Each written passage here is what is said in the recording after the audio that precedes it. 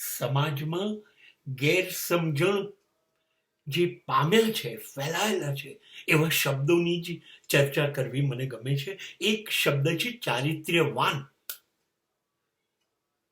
અને એક શબ્દ છે ચારિત્ર્યહીન, કેરેક્ટરલેસ.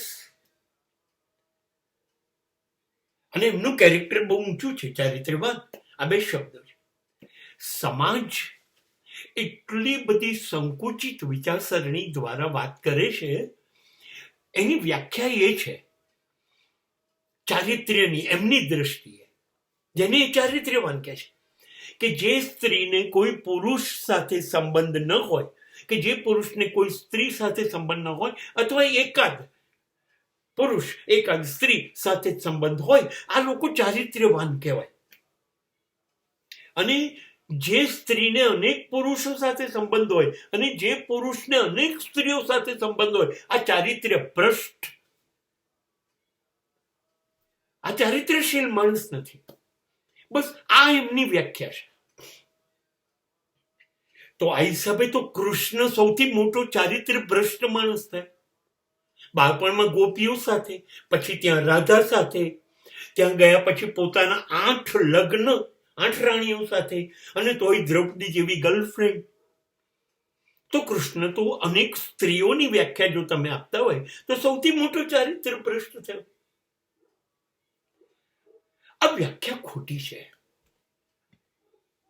એવું હોય કે કોઈ એક માણસને એક નહીં ને 2, 3, 4, 5, 6, 7, 10 અનેક સ્ત્રીઓ સાથે સંબંધ હોય, છતાં એની અંદર એટલું બધું ડહાપણ હોય, એટલો બધો સજ્જન હોય, એટલી બધી મદદ કરતો હોય, એની અંદર ગુણનો ઢગલો હોય, એ માણસ કશું ખોટું ના કરતો હોય, કોઈ બેઈમાની ના કરતો હોય, કોઈ ભ્રષ્ટાચાર ના કરતો હોય, તો શું આને ચારિત્ર્ય ભ્રષ્ટ કહેવાનું? એટલા માટે કે એને સ્ત્રીઓ સાથે સંબંધ છે કે એવી સ્ત્રી જે અદ્ભુત માતા બનતી હોય, અદ્ભુત બહેન, અદ્ભુત દીકરી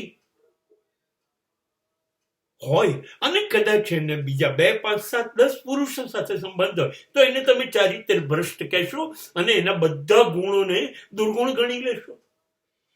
ખબર નથી પડતી ચારિત્ર્ય ભ્રષ્ટ અને ચારિત્ર્યશીલની વ્યાખ્યામાં.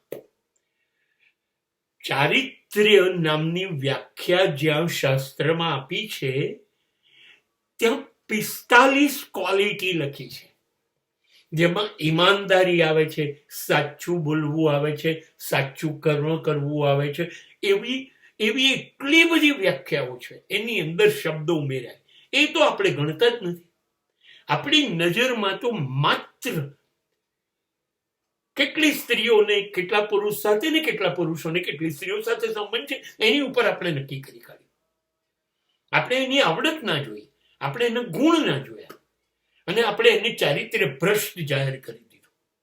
અને જે લોકોને આપણે ચારિત્ર્યશીલ કહીએ છીએ કે આને કોઈ સ્ત્રી સાથે સંબંધ નથી, જિંદગીભર એક જ સ્ત્રી સાથે સંબંધ રહ્યો, હવે એ એટલા બધા દુર્ગુણો ધરાવે છે, તો બી એક ચારિત્ર્યશીલ ગણાય છે. તો આ હિસાબે ગાંધીજીને, જવાહરલાલ નહેરુને તો અનેક સ્ત્રીઓ સાથે સંબંધ હતા, તો દેશ માટે આઝાદી તો એ જ લાયા, નહીતર આપણે ગુલામના ગુલામ જ હોત.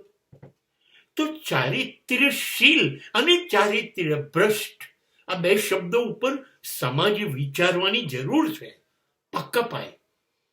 સ્ત્રીના પુરુષ અને પુરુષના સ્ત્રી સાથેના સંબંધોને યોગ્ય છે એમ નથી કહેતો, પણ એને કારણે યોગ્ય માણસોને અયોગ્ય કહેવા એ ખોટું છે.